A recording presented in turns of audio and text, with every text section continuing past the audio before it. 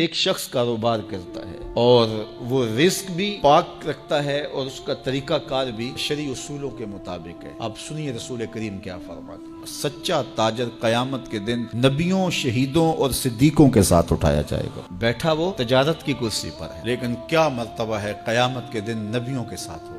تو مقصد نیت بھی خوبصورت ہے، عمل بھی خوبصورت۔ دیکھیے اگر کوئی شخص یہاں بیٹھ کے ممبر کے اوپر کاروبار کی نیت سے یہ کر رہا ہے تو پھر دیکھیے اس کا عمل کتنا خوبصورت ہے کہ واضح و تلقین کر رہا ہے، لیکن اس کی نیت اس سے حصول زر ہے، لوگوں کے دل اپنی جانب موڑنے کے قصد سے یہ سب کچھ کر رہا ہے، تو پھر نیت کی خرابی کے باعث اس کا یہ عمل بھی برباد ہو گیا۔ تو نیت بھی اچھی ہو، عمل بھی اچھا ہو تو پھر کاروبار کریں، پھر جتنا بھی آپ اللہ سے مانگیں، اللہ اچھی نیت، اچھے عمل کے ساتھ دولت عطا کر، اور دولت قارون نہیں، دولت عثمان عطا کر۔